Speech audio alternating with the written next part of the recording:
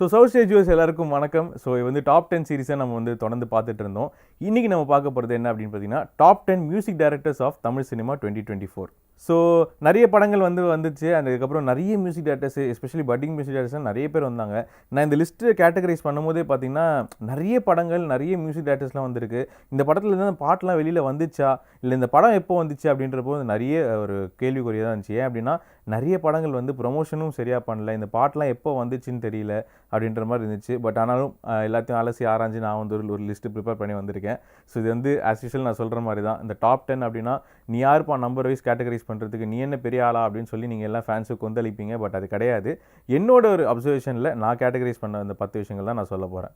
Okay, first வந்து என்ன அப்படின்னு பார்த்தீங்கன்னா, ஷான் ரோல்டனோட லவ்வர்.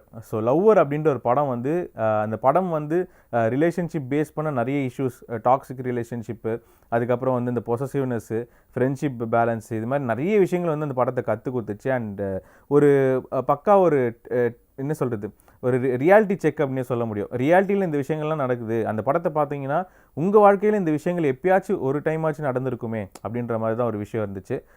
அப்படிப்பட்ட ஒரு சூப்பரான கான்செப்ட் தான் இந்த லவ்வர் படத்தில் இருந்துச்சு. ஆனால் இந்த படத்தில் கிளைமேக்ஸ் வந்து பார்த்திங்கன்னா பயங்கரமாக வந்து மிஸ்கன்சீவ்ட் ஆயிடுச்சு அப்படின்னு தான் சொல்ல முடியும். டேரக்டர் ஒன்று யோசிச்சார், ஆனால் மக்கள் வந்து அதை வேறு மாதிரி எடுத்துக்கிட்டாங்க. ஆனால் இந்த படத்துக்கு வந்து மெயின் பில்லராக இருந்தது யார் அப்படின்னு பார்த்தீங்கன்னா, the music director Sean Roldan தான். இவரை பற்றி சொல்லணும் அப்படின்னு பார்த்தீங்கன்னா, இவரோட அந்த குரலே பார்த்திங்கன்னா ரொம்ப யூனிக்கான ஒரு குரல். ஆனால் இவர் வந்து அந்த குரல் என்னதான் இருந்தாலும் இவர் பண்ணுற மியூசிக், அதுவும் பிஜிஎம் வந்து பார்த்திங்கன்னா பயங்கரமாக இம்பேக்ட்ஃபுல்லாக இருக்கும். எஸ்பெஷலி இந்த வருஷத்தோட ஒன் ஆஃப் த பெஸ்ட்டு சாங்காக இந்த படத்தில் வர தேன் சுடரி சாங்கை தான் வந்து செலக்ட் பண்ணியிருக்காங்க ஸ்பாட்டிஃபைலேருந்து. அது வந்து எவ்வளோ அதுவும் பார்த்திங்கன்னா இந்த 2 மணிக்கெலாம் வந்து தேன் சுடரி கேட்டுட்டு நிறைய பேர் தூங்குறவங்களாம் இருக்காங்க. அந்த சாங் வந்து ஒரு தெரப்பியாகவே மாறிச்சு. அண்ட் அவ்வளோ இம்பேக்ட்ஃபுல்லான ஒரு விஷயம் தான் வந்து ஷான் ரோல்டன் பண்ணியிருப்பார். இந்த படத்தில் வந்து எல்லா பாட்டுமே வந்து பயங்கர ஒரு ஹிட்டு. அண்ட் எஸ்பெஷலி பேக்ரவுண்ட் மியூசிக்கும் வந்து பார்த்திங்கன்னா பயங்கரமாக ஒர்க் பண்ணியிருப்பாங்க. Sean Roldan for lover. And அடுத்ததாக பார்த்தீங்கன்னா ப்ளூ ஸ்டார், அதுக்கப்புறம் மெய்யழகன், இந்த மாதிரி 2 படங்களுக்கு சூப்பராக மியூசிக் பண்ண கோவிந்தா வசந்தா தான். இவரோட மியூசிக் ஜேர்னி பற்றி நமக்கு தெரியும். இவர் வந்து ஒரு பேண்டு வாசிட்டு இருந்தார். அதுக்கப்புறம் அங்கேருந்து பார்த்தீங்கன்னா 96 படத்தில் வந்து டெபியூ ஆனாங்க. அண்ட் 96 வந்து பார்த்திங்கன்னா one of the best films of music, in terms of background score அப்படின்னே சொல்ல முடியும். 96 யூஸ் பண்ண பிஜிஎம்லாம் வந்து பயங்கர ஃப்ரெஷ்ஷாக இருக்கும். நீங்கள் வந்து அந்த படத்தோட சீனோடய கனெக்ட் ஆகி நீங்களும் வந்து எமோஷன் ஆகிடுவீங்க அப்படின்னு தான் ஒரு அந்த படத்தோட பெரிய ஸ்பெஷாலிட்டி.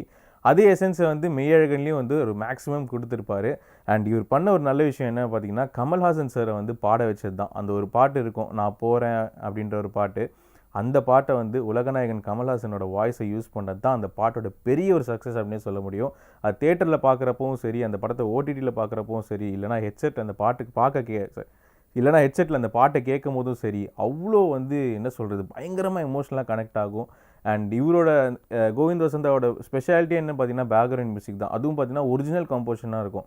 இப்போ யூஸ்வலாக மியூசிக் டைரக்டர்ஸ்லாம் என்ன பண்ணுவாங்க, ஒரு டியூன் போட்டுட்டு அதுவே வேறு இன்ஸ்ட்ருமெண்ட்ஸ்லாம் போடுவாங்க. ஆனால் இவரது வந்து ஒவ்வொரு சீனுக்கும் வந்து அவ்வளோ மெனக்கெட்டு ஒரிஜினல் மியூசிக்கை நான் க்ரியேட் பண்ணுறேன் அப்படின்ற மாதிரி ஒன்று பண்ணுவார். மெய்யழகனாக இருக்கட்டும், இல்லைனா ப்ளூ ஸ்டாராக இருக்கட்டும், அந்த எசன்ஸ் வந்து குறையாது. One of the best directors one of the best music directors of Tamil cinema அப்படின்னா கோவிந்தா வசந்தா கண்டிப்பாக இருப்பார். அண்ட் அடுத்ததாக பார்த்தீங்கன்னா அஜனீஷ் ஃபார் மகாராஜா. மகாராஜா படம் வந்து அந்த படத்தில் வந்து பெருசாக பாட்டுக்கான ஸ்கோப் கிடையாது. ஒரே ஒரு பாட்டு தான் இருந்துச்சு, தாயே தாயே அப்படின்ற மாதிரி ஒரு பாட்டு. அதை வந்து ஸ்ரீராம் அவர்கள் பாடியிருப்பார்.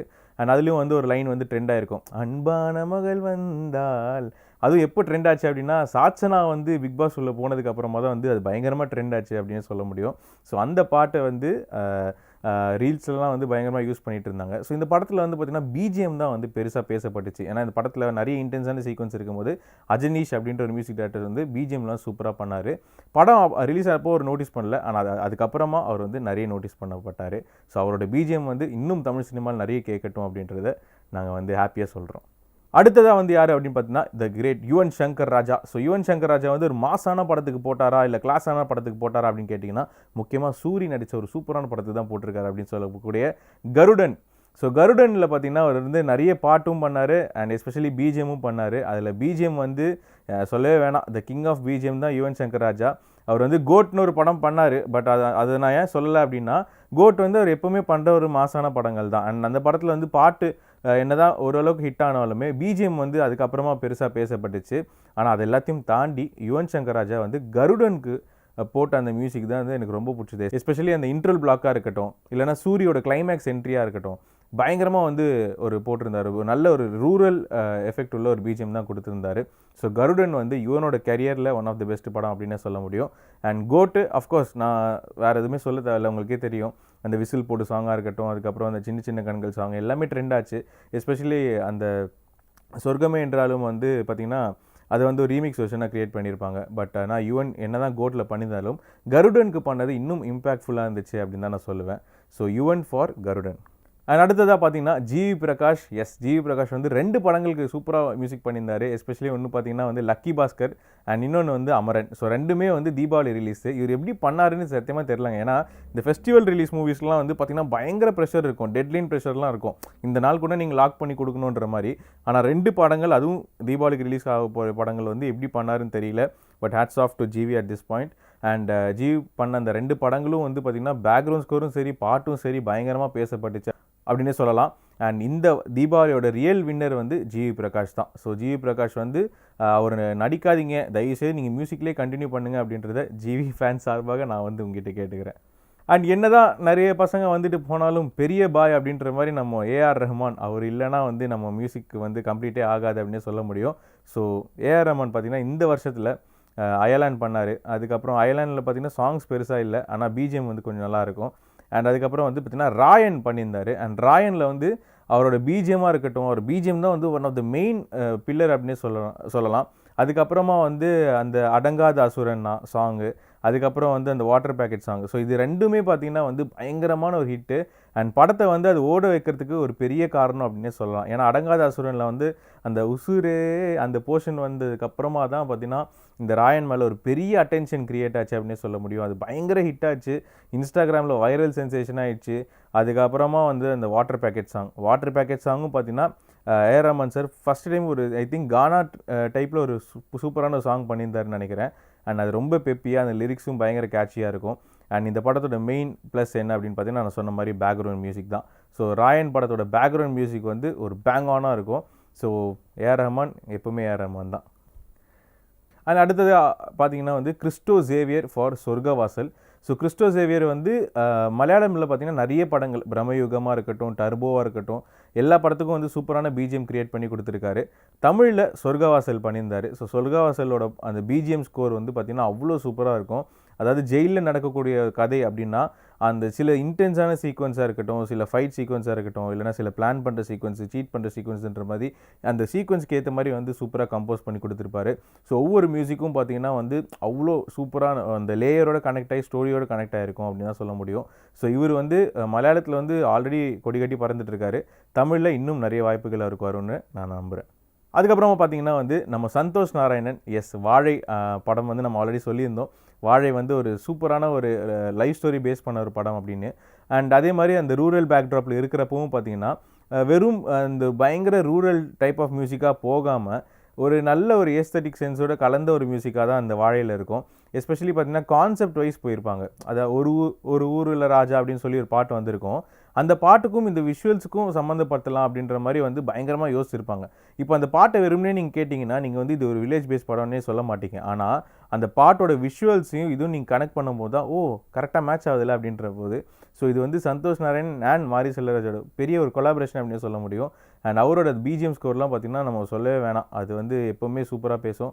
ஸோ சந்தோஷ் நாராயண் பார்த்திங்கன்னா வாழை வந்து அவரோட லைஃப்லேயே ஒரு பெரிய ஒரு மைல்ஸ்டோன் படம் அப்படின்னு சொல்லலாம். அண்ட் என்ன தான் வந்து நிறைய பேர் பண்ணிகிட்டு இருந்தாலும் நம்ம ட்ரெண்டில் இருக்கிற ஒருத்தர் தான் நம்ம அனிருத். ஸோ அனிருத் இல்லாமல் எப்படி அப்படின்ற போது வேட்டையன். ஸோ வேட்டையன் வந்து பார்த்திங்கன்னா இந்த படம் நான் சொன்ன மாதிரி ஒரு ஸ்ட்ராங் கான்செப்ட் பேஸ் பண்ண ஒரு படம் தான். யூஸ்வலான ஒரு சூப்பர் ஸ்டார் ரஜினிகாந்த் படத்தில் வர ஒரு விஷயமே கிடையாது. ஆனால் இந்த படத்தை என்ன தான் ஸ்ட்ராங் கான்செப்டாக இருந்தாலும் நான் கொடுக்குறேன்டா ஒரு சூப்பரான சாங், இந்த சாங் வச்சே நான் வந்து ட்ரெண்ட் பண்ணுறேன் அப்படின்னு சொல்ல மாதிரி ஒரு மனசிலாய்வு வந்து அவர் இறக்குனார். அந்த மனசிலாய்வு இறக்குனதுக்கு அப்புறமா தான் மெயினான ஒரு அட்டென்ஷன் இந்த படம் மேலே க்ரியேட் ஆச்சு. அதுவும் எஸ்பெஷலி அந்த ஹூக் ஸ்டெப்பு, அதுக்கப்புறம் அந்த மஞ்சு வாரியரோட டான்ஸ் அப்படின்ற போது ஏகப்பட்ட அட்டென்ஷன் க்ரியேட் ஆச்சு. அண்ட் இது எல்லாத்துக்கும் மேலே அந்த ஆடியோ லான்ச்சில் அனிருத் தலைவரை ஆட வச்சது வந்து பெரிய ஒரு சென்சேஷன் அப்படின்னே சொல்ல முடியும். ஏன்னா அவரால் மட்டும்தான் பண்ண முடியும். இதே வந்து ஆங்கர் சொன்னாலோ இல்லை வேறு யாரும் சொன்னாலோ அவர் கேட்க போகிறதில்ல. ஆனால் அந்த ஒரு ஜோஷோட வந்து அவர் கூப்பிடும் போது பார்த்திங்கன்னா தலைவரே வந்து அந்த ஸ்டெப்பு போட்டிருப்பாரு. ஸோ அதாவது ஒரு விஷயத்தை வந்து வைரல் ஆக்கலாம், வைரலாக நான் அட்டென்ஷனை கிரியேட் பண்ணுறேன் அப்படின்றது அனிருத் வந்து சர்வசாதாரணமாக பண்ணுவார். இந்த படத்தில் வந்து ஒரு பட்டையை கிளப்பிட்டார். ஸோ வேட்டையன் வந்து மனசிலாயோ வந்து ஒரு பெரிய ஒரு என்ன சொல்கிறது செல்லிங் பாயிண்ட் அப்படின்னே சொல்லலாம் இந்த படத்துக்கு. பட் என்ன தான் மனசிலாயோ சூப்பராக இருந்தாலும் இந்த படத்தில் நிறைய 2-3 சாங்ஸ் எமோஷனல் சாங்ஸ்லாம் இருக்குது, அதுவுமே தரமாக இருக்கும். அண்ட் மெயினாக பார்த்தீங்கன்னா பிஜிஎம் வந்து ரொம்ப ஓவர் த டாப்பாக ரொம்ப கமர்ஷியலாக போடாமல் ஸ்டோரிக்கு ஏற்ற மாதிரி போடணும். அது வந்து ஒரு பெரிய ஒரு இவருக்கு கொடுக்குற ஒரு கண்டிஷன் அப்படின்னே சொல்ல முடியும் இந்த படத்தில். ஏன்னா அனிருத்தோட பிஜிஎம்லாம் பார்த்தீங்கன்னா ஒவ்வொரு படத்துக்கும் பயங்கர கமர்ஷியல் மீட்டரில் இருக்கும். ஆனால் இதில் ஸ்டோரியும் மிஸ் ஆகக்கூடாது, அட் த சேம் டைம் பிஜிஎம்மும் சூப்பராக இருக்கணும் அப்படின்றப்போ கொஞ்சம் ப்ரெஷராக தான் இருந்துச்சு. ஸோ நிறைய பேர் சொல்லியிருந்தாங்க அனிருத் வந்து சரியா இல்லை பிஜிஎம் அப்படின்னு. பட் சரியான ஒரு கமர்ஷியல் படத்துக்கு அவர் வந்து சூப்பராக தான் போடுவார். ஆனால் இந்த மாதிரி ஒரு படம் வரப்போ அந்த ஒரு மீட்டரில் நம்ம எக்ஸ்பெக்டே பண்ண முடியாது. ஸோ அதனால் அதை ரெண்டுத்தையும் சூப்பராக பேலன்ஸ் பண்ணி அனிருத் கொடுத்துருந்தார். அண்ட் இயர் எண்டிங்கில் வந்த ஒரு சூப்பரான படம் தான் இந்த விடுதலை 2. ஸோ விடுதலை 2வில் பார்த்தீங்கன்னா ராஜா என்றைக்குமே ராஜா தான் அப்படின்ற மாதிரி இளையராஜாவோட பிஜிஎம் வந்து ஒரு தனி ஒரு ஃப்ளேவர் அப்படின்னே சொல்லலாங்க. அதை பல ஆயிரம் படங்கள் பண்ணிட்டார். ஆனாலும் அந்த அந்த பிஜிஎம் அப்படின்றது ஒரிஜினல் பிஜிஎம் கொடுக்கறது பார்த்திங்கன்னா இளையராஜானால் மட்டும்தான் முடியும். விடுதலை 1ல் பார்த்திங்கன்னா வந்து நிறைய சீன்ஸ்க்கு வந்து அவர் ஒரிஜினலாக கம்போஸ் பண்ண அந்த ஆர்கெஸ்ட்ரேஷன் பண்ண ஒரு சூப்பரான மியூசிக்லாம் இருக்கும். எஸ்பெஷலி அந்த விஜய் சேதுபதி பிடிக்கிற அந்த சீனில் வந்து ஒரு மியூசிக் வந்திருக்கும். அது எல்லாமே நேச்சுரலாக பயங்கரமாக இருக்கும். இப்போ பார்த்தீங்கன்னா இந்த ட்ரெய்லர் வரும்போது கூட அதில் கூட பார்த்திங்கன்னா பயங்கர நேச்சுரலான ஒரு மியூசிக் வந்துச்சு. அதாவது வந்து இந்த மாதிரிலாம் பண்ண முடியுமா, இப்போ கூட பண்ணுறாரே, அது இப்போ கூட கேட்கறதுக்கு புதுசாக இருக்கே அப்படின்ற மாதிரி தான் ஒரு பெரிய ஆச்சரியம்.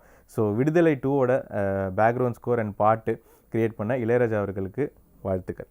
ஸோ இதுதான் பார்த்தீங்கன்னா top 10 music directors of Tamil cinema 2024. அடுத்த டாப் 10ல் உங்களை சந்திக்கிறேன். அதுவரை உங்களிடமிருந்து விடைபெறுவது உங்கள் நிஷாந்த்.